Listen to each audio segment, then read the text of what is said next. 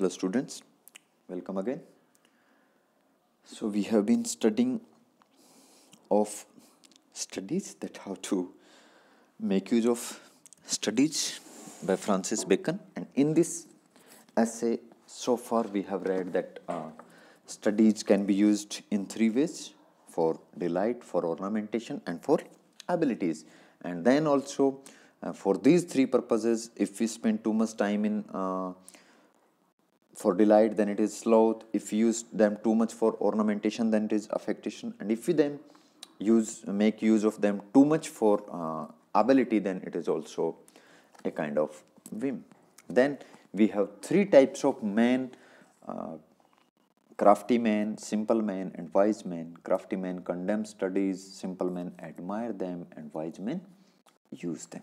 Now next, he says, read not to contradict and confute, nor to believe and take for granted, nor to find talk and discourse, but to weigh and consider. Now this is the I must say the very gist, the very जिसको हम कहते हैं ना सार, निचोड़ जो है वो उस साइंटिफिक फर्वर का, उस साइंटिफिक बिलीफ का जो बेकन जिसके बारे में बात करता था, एम्पिरिसिज्म जिसकी हमने बात की थी, that all are senses receive the scientific information and we should weigh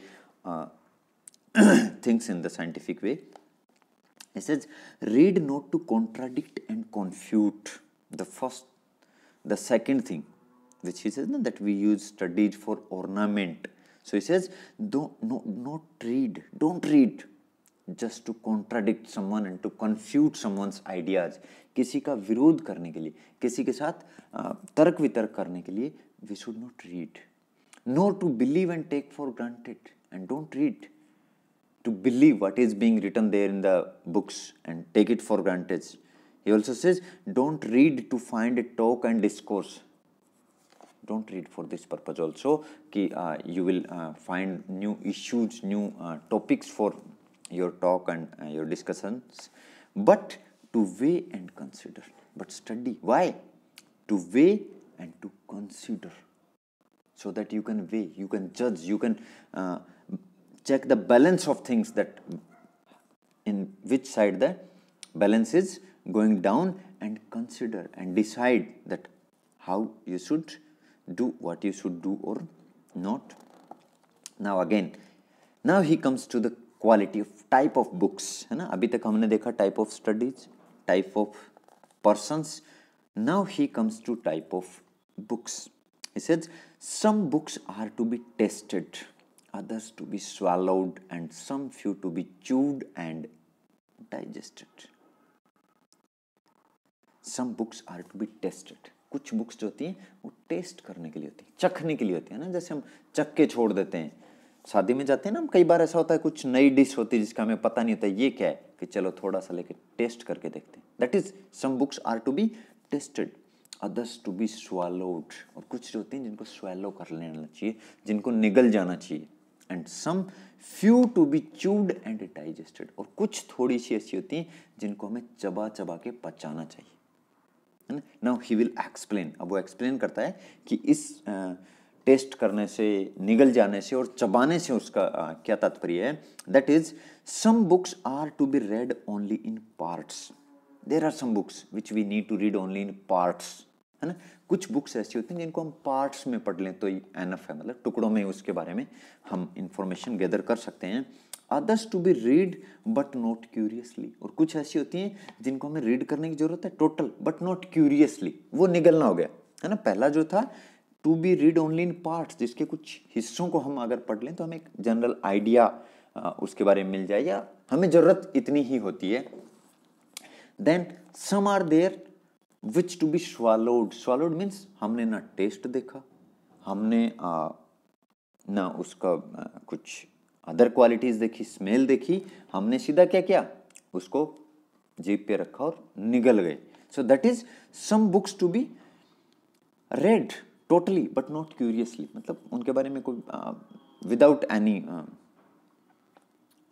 getting information, we just gulp them down and some few to be read wholly and with diligence and attention, and some books are there which we must read with total attention and total care. वो जो books हैं वो हैं जिनको हमें चबा चबा के डाइजेस्ट करना होता है, समझ रहे हैं? मतलब 3 तरह की बुक होती हैं। एक ऐसी बुक होती है जिनको आप कुछ पार्ट्स भी अगर टुकड़ों टुकड़ों में आप पढ़ लो देन इट इज़ ओके ना। जैसे आप अगर हम इंग्लिश की बात करें तो आप जो कॉम्प्रीहेंशन जो पोर्शन होता है ना, कंपोजिशन जो पोर्शन होता है जिसमें आपको एसेज लिखने होते हैं या जिसमें आपको लेटर लिखने होते हैं, तो उसमें आप क्या करते हैं, आप सिर्फ मॉडल कुछ जो एग्जाम्पल्स होते हैं उनको पढ़ लेते हैं, है ना, ताकि वैसा अगर आए तो आप उसे कर पाएँ, है ना। लेकिन अगर हम बात करें कॉम्प्रीहेंशन पार्ट की, तब आप क्या करते हैं, आप उसे गल्प करते हैं, आप उसे रीड करते हैं पर नॉट सीरियसली, है ना। आप उसको जब जो क्वेश्चन आते हैं तब देखा जाएगा, है ना। But grammar that portion you do it by chewing and digesting, उसको हम बिल्कुल सीरियसली पूरा अटेंशन के साथ पढ़ते हैं। Some books also may be read by deputy and extracts made of them by others, but that would be only in the least important arguments and the meaner sort of books, else distilled books are like common distilled waters, fleshy things. अब वो कह रहा है some books can be read by some deputy means some junior person who is appointed in your office to help you, and he can read and he can make notes and that will be sufficient, but in less important arguments and in the meaner sort of books only. लेकिन ऐसा कब, जब आपको कोई ज़्यादा important book अगर वो नहीं हो तो then only you can do this thing, and because these distilled books, distilled books means ऐसी बुक्स जिनके नोट्स किसी और ने बना के आपको दिए, they are like common distilled water, वो साधारण जो डिस्टिल्ड वाटर होता है उसकी तरह से होते हैं, flashy things without minerals and without any dietary supplements, है ना। Reading maketh a full man, conference a ready man and writing an exact man. Now again फिर से 3, है ना, हर पैराग्राफ में हर जो नया आर्ग्यूमेंट वो स्टार्ट करते हैं उसमें 3 कंपेरिजन्स आ रहे हैं। अब वो 3 तरह के इफेक्ट जो स्टडी किसी व्यक्ति के जीवन में डालती है उसकी बात कर रहे हैं। That reading maketh a full man, if you have the habit of reading then you are a complete man. Full man means totality. In totality, you grow. Conference a ready man, and if you confer means if you converse, if you discuss things, then you are a ready man. है ना, अगर आप conversation करते रहते हैं, बार बार उन चीज़ों को डिस्कस करते रहते हैं, then you are a ready man. कभी भी आपसे कोई भी बात पूछेगा तो आप रेडीली आंसर दे पाएंगे। And writing N abject man, और राइटिंग की अगर आपको हैबिट है, लिखने की अगर आपका हैबिट है, then you are the righteous kind of person. Abject man, exact का मतलब टू द पॉइंट, है ना, जो करना है वही करना है, आप एग्जैक्ट 100% करेक्ट आप कर पाते हैं। Therefore if a man right little he had need have a great memory, इसलिए वो कर रहा है therefore if a man right little, अगर एक ऐसा आदमी है जिसको कम लिखने की आदत है, he need have a great memory, तो उसे बहुत ज़्यादा मेमोरी की आवश्यकता होगी। If he confer little or if he converses little, if he discusses little, then he had need have a present wit, तो उसके पास एक present means immediate quick wit होनी चाहिए ताकि वो चीज़ों को सोच के और जवाब दे सके। And if he read little, और अगर वो कम पढ़ता है, कम पढ़ने की आदत है, then he had need have much cunning, तो उसको चतुराई, cleverness he should have to seem to know that he doth not, है ना, ताकि किसी को भी ये ना लगे कि उसको नहीं है, उसके पास विजडम नहीं है, उसके पास नॉलेज नहीं है, ये किसी को भी ना लगे, इसके लिए क्या होना चाहिए उसको, he should have been clever. Now again he talks about the subjects, that what kind of effects subjects give in our life. Histories make men wise. History, अगर हम इतिहास पढ़ते हैं, it makes man wise. इतिहास पढ़ने से आदमी बुद्धिमान होता है। कैसे? क्योंकि हम जो हमारे पूर्व की जो भी घटनाएं हैं, घटनाक्रम जो है, उनको देख के हम उनसे लर्न कर सकते हैं कि this is what is done by that king and so he has got rewarded or punished anything. So according to those past results we can prune our future, we can design our future. Poets witty, और poets जो होते हैं वो आदमी को विट्टी बनाते हैं, चतुर बनाते हैं, चालाक बनाते हैं, बुद्धिमान बनाते हैं. मैथमेटिक्स सटल, और अगर कोई आदमी मैथ्स पढ़ता है तो ही विल बी सटल, वो चतुर बन जाता है.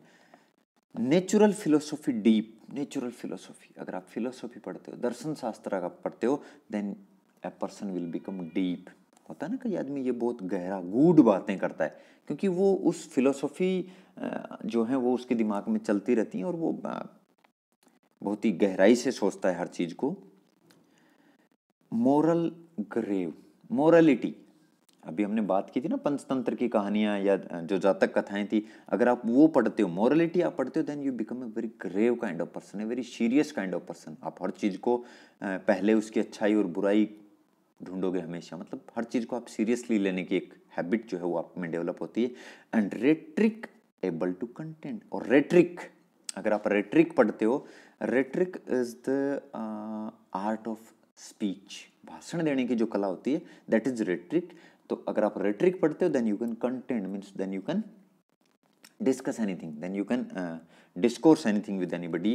एब्यूएंट स्टेडिया इन मोरस, ये एक क्या कहते हैं, लेटिन भाषा का शब्द है. इसका मतलब ये है कि studies shape the habit and character of man. कोई भी आदमी जो है उसकी जो आदतें होती हैं, उसका जो चरित्र होता है, वो स्टडीज शेप करते हैं. यानी अगर आप हिस्ट्री पढ़ते हो तो आप वाइज बनोगे, आप पोइट्स को पढ़ते हो आप विट्टी बनोगे. In that way your character and your habits are being changed by studies. This is it for the day. Thank you.